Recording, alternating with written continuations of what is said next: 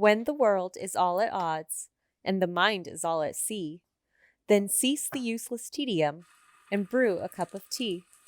There is magic in its fragrance, there is solace in its taste, and the laden moments vanish, somehow into space. And the world becomes a lovely thing. There's beauty, as you'll see, all because you briefly stopped to brew a cup of tea. Hi scholars, I'm Miss Gardea from Athenaeum Trivium West. I hope you're having a great day today. I thought it was a perfect day to sit and enjoy a cup of tea. Did you know that tea has played an important part of cultures all over the world for thousands of years? For instance, in the UK, people take time each day to sit and enjoy a cup of tea and a snack. In Japan, there's whole ceremonies dedicated to the proper preparation, pouring, and enjoying of tea. I like my tea a little bit sweet, so I put some milk and sugar in it. But in Russia, they have a different tradition for sweetening their tea. They actually put some jam in the bottom of the cup before adding the tea and hot water. In Morocco, it is all about that mint flavor, and that is the herb that's traditionally used there. What about you? Do you have a favorite flavor of tea?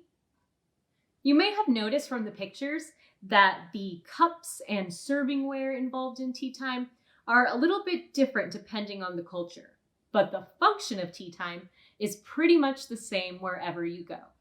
Why do you think people gather, sit, and enjoy tea? Well, it gives us time to take a pause, slow down, sit with a friend, celebrate, and just enjoy a cup of tea.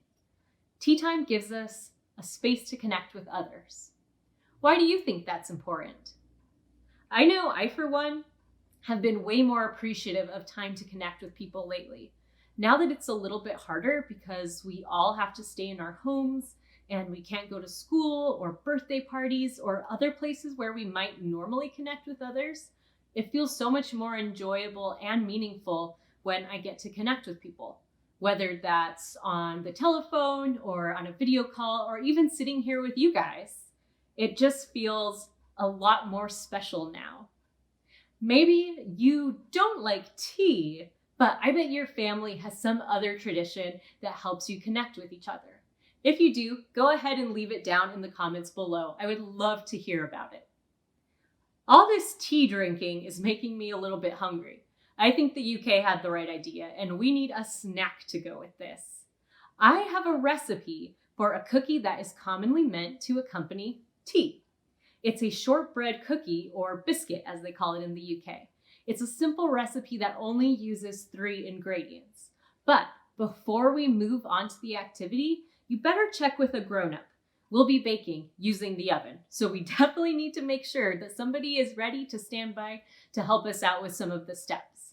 If now's not a good time, just go ahead and pause the video and come back to it later. But if you and your grown-up are all ready to go, let's head to the kitchen. All right, scholars, for this activity, the first step is going to be to ask a grown-up to set your oven to 350 degrees so that it can preheat. Make sure you get a grown-up to do that part though. What you're gonna do is wash your hands to make sure they're nice and clean and then gather our ingredients. Remember, we only have 3: sugar, butter, and flour. Now I have 2 kinds of sugar here. One is powdered sugar and the other is granulated sugar. Either of them will work for this activity, but the powdered sugar is going to give you a softer cookie and the granulated sugar will result in a more dense cookie, but whatever kind of sugar you have is fine.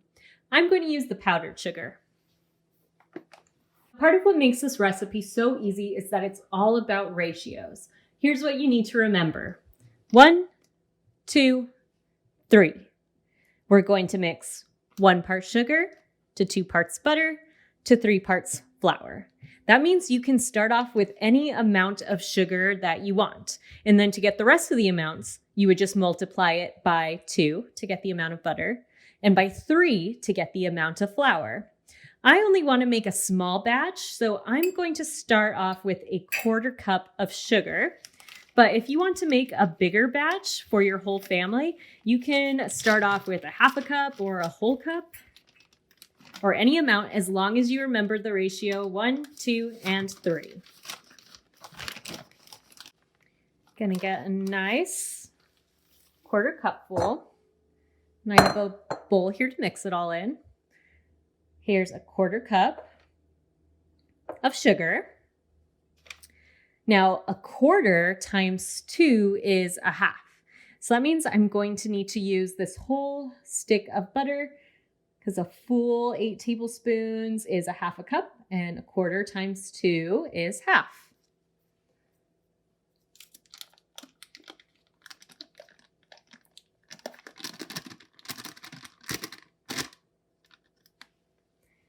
And next we are going to add our flour in.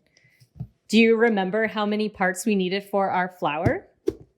If you said 3, that is exactly right. So we're going to do 1/4 cup times 3, which is 3/4. 1/4,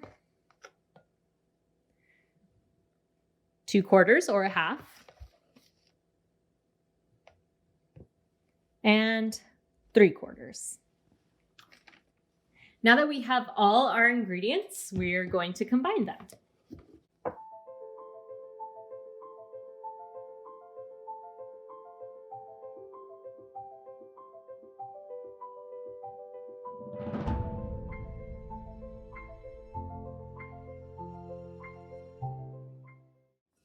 Once our dough is all combined, it'll look something like this.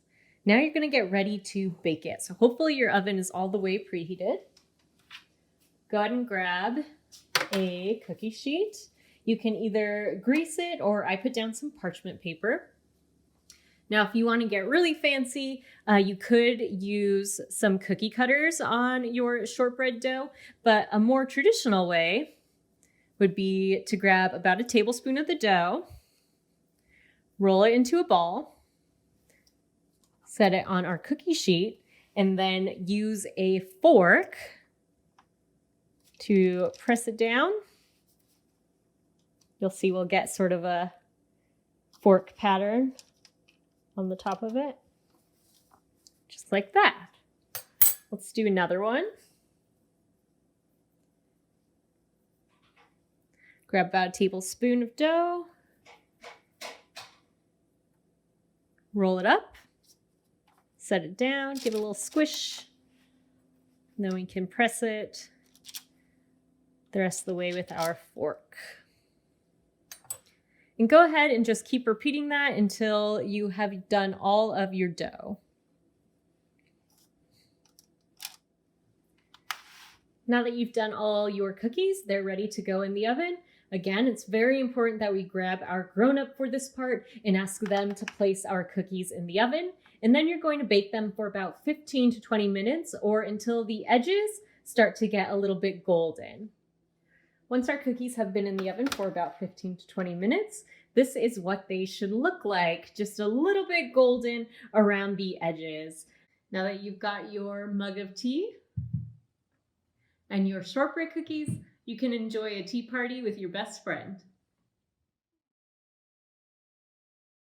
You want a cookie? We hope you liked this video, scholars. Be sure to check out all the Virtual Athenaeum videos. Bye!